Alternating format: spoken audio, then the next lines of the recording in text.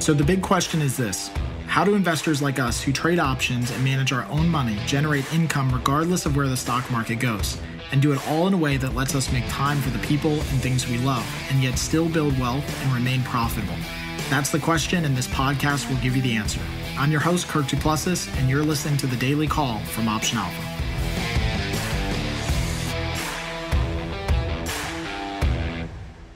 Hey everyone, this is Kirk here again from Option Alpha, and welcome back to the Daily Call. Today we're going to be talking about beta neutral versus delta neutral options trading portfolios. Now, I think this is really important because I think that a lot of people actually do not understand the difference between a delta neutral portfolio and a beta neutral portfolio. And while they sound very similar, there's actually a big difference between the two. So let's start with a delta neutral portfolio. So when we look at a delta neutral portfolio, what we're talking about is we're talking about the net deltas of the underlying options positions that we're trading. So if we've got some iron butterflies and credit spreads and strangles, maybe naked options, basically just totaling up all of those deltas and then trying to figure out, okay, what are the total deltas in my portfolio? Now, many times people will say, oh, well, I want to be delta neutral, which means that I want to have a portfolio that has an equal balance of positive deltas and negative deltas. And what that will do is that means that that portfolio generally will make money in any market direction because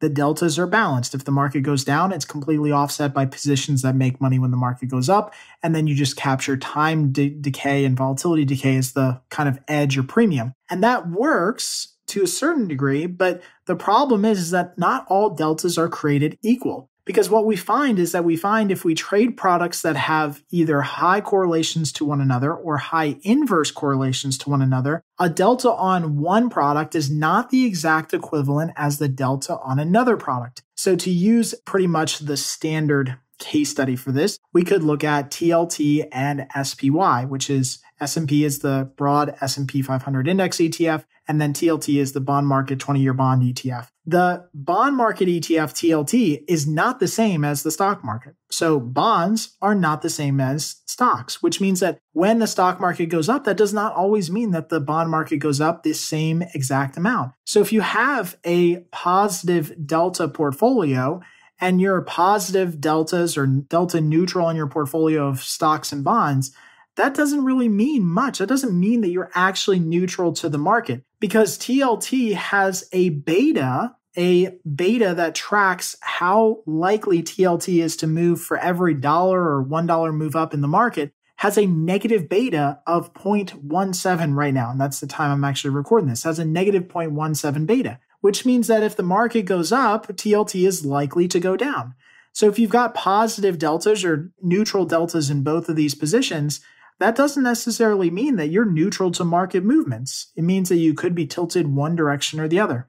So introducing now beta-weighted deltas, which is how we beta-weight our portfolio. Now we take our portfolio and we say, okay, let's beta-weight, use these beta metrics like the negative 0.17 in TLT and all the other different beta metrics that we can calculate and figure out, and let's beta-weight our portfolio to some broad-based index like the S&P, and we use SPY. So now what it does is it runs the analysis and it says, look, if your portfolio was hypothetically one big position in SPY, then how would the portfolio curve look? How would your P&L diagram look if everything was beta weighted and then adjusted for a position in SPY?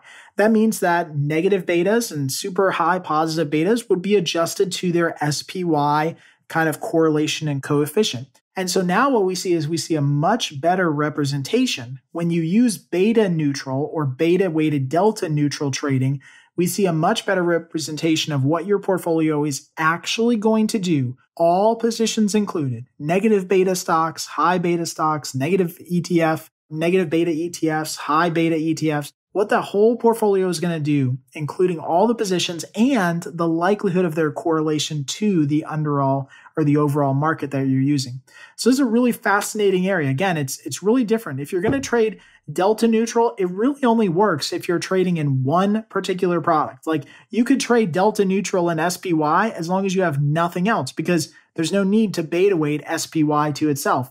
But as soon as you introduce just one other ticker symbol, you had better switch over to a beta weighted or beta delta weighting type of approach for your portfolio so you have a better understanding of how things are going to react and what the correlations are between those different products. So hopefully this helps out. I know this is a little bit more high level, but it's super, super important you know the difference between these. If you have any questions, let me know. And until next time, happy trading.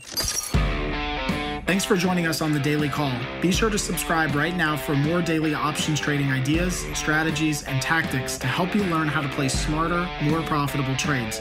And if you like what we're doing, don't forget to give us a rating and a review so we can continue to bring you the best daily content possible. We'll see you again tomorrow, right here on the Daily Call from OptionAlpha.com.